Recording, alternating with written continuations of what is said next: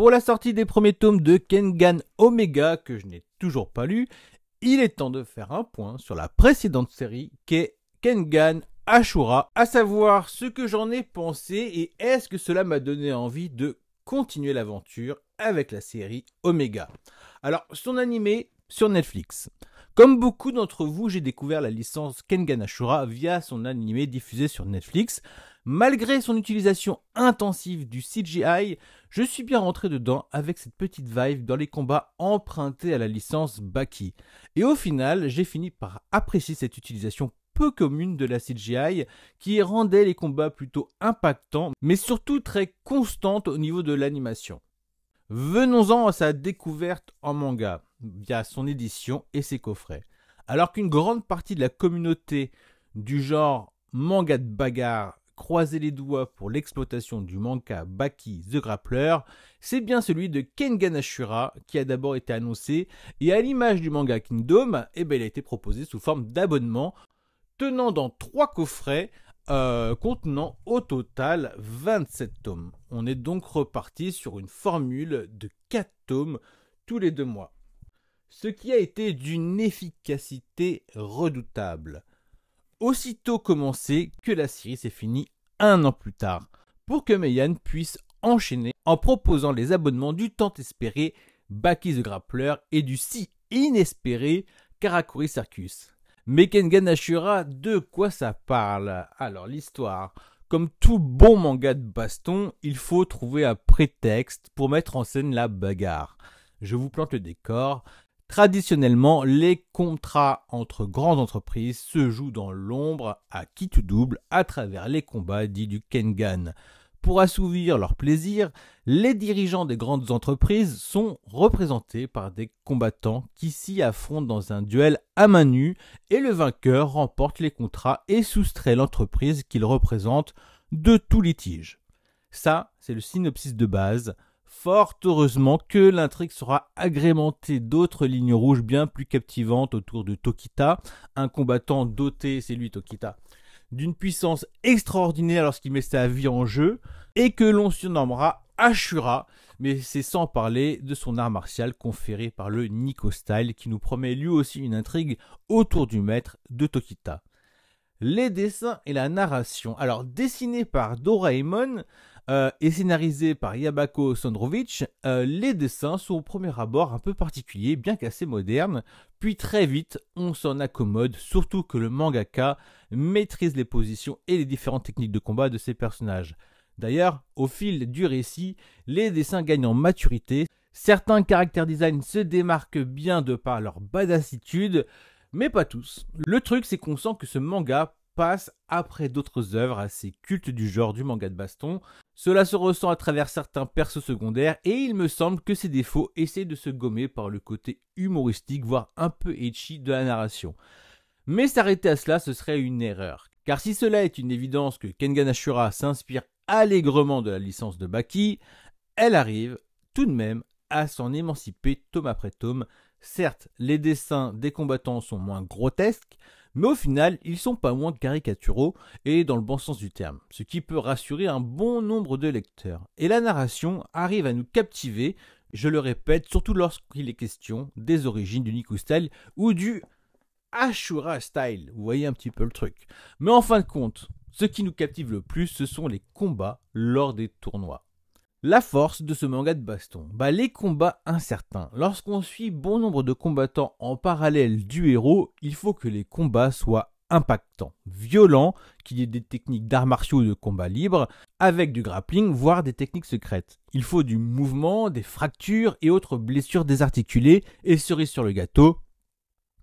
Ce qui fait qu'on peut reconnaître un bon manga de baston, c'est lorsqu'il est difficile de deviner l'issue des combats.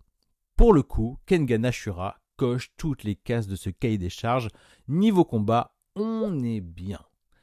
J'en parlais juste avant, le fils spirituel de Baki. Kengan Ashura, fils spirituel de Baki, il serait difficile de nier cette évidence, ne serait-ce que dans la conception des combats. En vrai, l'influence de Baki se fait ressentir dans tout manga de baston digne de ce nom. D'ailleurs, le manga Tough ne fait pas exception, seulement c'est en s'en démarquant qu'on reconnaît les meilleures productions. ce qui fait que la licence TUF fait partie des meilleures. Au final, Kengan Ashura arrive à le faire, ce qui en fait un bon manga de baston, même si j'estime que ce dernier n'arrive pas à la cheville des deux mastodontes que sont TUF et Baki. Aujourd'hui, quels sont les bons mangas de baston commercialisés? Il n'y en a pas tant que ça. Il y a la Perfect Edition de Baki, toujours disponible en abonnement. Il y a la sortie récente chez Vega Dupuis de Holy Land. Il y a MMA de Hiroki Endo qui doit être à son 6e tome actuellement. L'intégrale de Noritaka toujours chez Glénat. La collection Masterpiece chez Pika de Roko Nishi Blues. Il y a l'intégrale de Sunken Rock sortie à ce jour. Il y a les Hokuto no Ken dont la version extrême est en cours de parution chez Crunchyroll. Il y a la série chez Komiku Kings of Hands qui n'a rien à envier à Sunken Rock à mon goût. Il y a l'attaque des titans, l'air de rien, c'est pas mal de baston, sorti dans sa version colossale. Il y a Né pour cogner qui est ressorti, donc des premiers titres de Shinji Sakamoto avant Ascension. On n'oublie pas la réédition en double tome de Enfer et Paradis de Ogrette. Et on n'oublie pas Coq de combat qui a été réédité, réimprimé chez Delcourt Tonkam, donc le manga de baston par excellence de Akio Tanaka. Et parce qu'il serait malhonnête de ne pas le citer, c'est pas parce que je l'apprécie pas forcément que je dois pas le citer, il y a également chez Kion les Valkyries Apocalypse. Là tout de suite comme ça j'en compte 13 sans prendre en compte les manhwas coréens. Alors une conclusion un peu fourre-tout si on n'est pas trop regardant. La conclusion tient la route, elle peut même être perçue comme logique. Après, on ressent la forte inspiration d'un manga mythique pour conclure le manga. Puis on regrette que le dernier combat soit occulté à la toute fin pour donner cet effet narratif un peu plus frustrant qu'efficace. Voilà, enfin en y regardant de plus près, on se dit que c'est tout de même dommage de conclure cette série ainsi. On se dit tout ça pour ça. Honnêtement, je m'amuserais bien à relire quelques combats, mais dans l'ensemble, il y a ce goût d'inachevé qui reste en travers de la gorge. Alors en conclusion, j'avoue qu'une suite intitulée Kengan Omega, ça a de quoi attiser ma curiosité. Seulement, je ne vous cache pas que je redoute que tout ce qui a fait le sel de Kengan Ashura soit occulté par un autre fil rouge, et que le manga nous fasse un bis repetita autour des combattants qui représentent leurs entreprises lors du tournoi Kengan.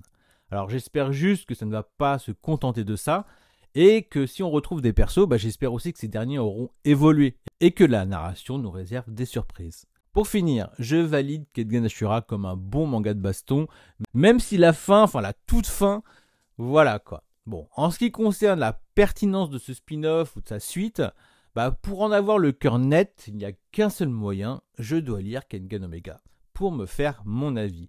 En espérant toujours autant apprécier les scènes de baston, ainsi que de découvrir de nouveaux combattants bien stylés, sans oublier les petites phases d'humour qui savent faire la différence, en espérant que ça tombe pas dans du ecchi pour puceau, sans queue ni tête. Voilà. Sur ce, je vous invite à vous faire votre propre opinion de la série à moindre coût. Elle est dispo en numérique pour ceux que ça tente.